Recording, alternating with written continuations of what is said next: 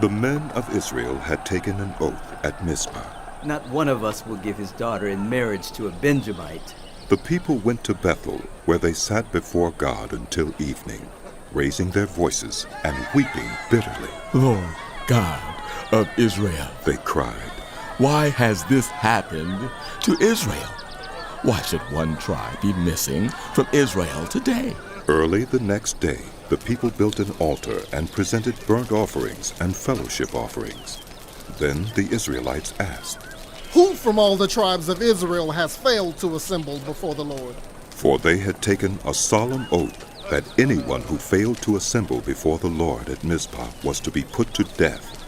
Now the Israelites grieved for Benjamin, one of their tribes. Today, one tribe is cut off from Israel. They said, How can we provide wives for those who are left, since we have taken an oath by the Lord not to give them any of our daughters in marriage? Then they asked, Which one of the tribes of Israel failed to assemble before the Lord at Mizpah? They discovered that no one from Jabesh-Gilead had come to the camp for the assembly. For when they counted the people, they found that none of the people of Jabesh-Gilead were there. So the assembly sent 12,000 fighting men with instructions to go to Jabesh-Gilead and put to the sword those living there, including the women and children. This is what you are to do, they said. Kill every male and every woman who is not a virgin.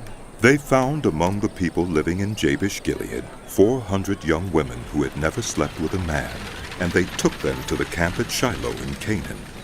Then the whole assembly sent an offer of peace to the Benjamites at the rock of Rimmon. So the Benjamites returned at that time and were given the women of Jabesh-Gilead who had been spared. But there were not enough for all of them. The people grieved for Benjamin because the Lord had made a gap in the tribes of Israel. And the elders of the assembly said, With the women of Benjamin destroyed, how shall we provide wives for the men who are left? The Benjamite survivors must have heirs, they said, so that a tribe of Israel will not be wiped out. We can't give them our daughters as wives, since we Israelites have taken this oath. Cursed be anyone who gives a wife to a Benjamite. But look, there is the annual festival of the Lord in Shiloh, to the north of Bethel and east of the road that goes from Bethel to Shechem and to the south of Lebonah. So they instructed the Benjamites, saying, Go and hide in the vineyards and watch. When the young women of Shiloh come out to join in the dancing, then rush from the vineyards, and each of you seize a wife from the young women of Shiloh, and go to the land of Benjamin. When their fathers or brothers complain to us, we will say to them, Do us a kindness by helping them, because we did not get wives for them during the war. And you are innocent, since you did not give your daughters to them. So that is what the Benjamites did.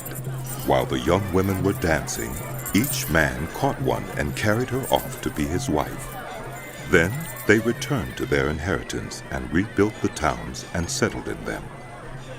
At that time, the Israelites left that place and went home to their tribes and clans, each to his own inheritance. In those days, Israel had no king. Everyone did as they saw fit.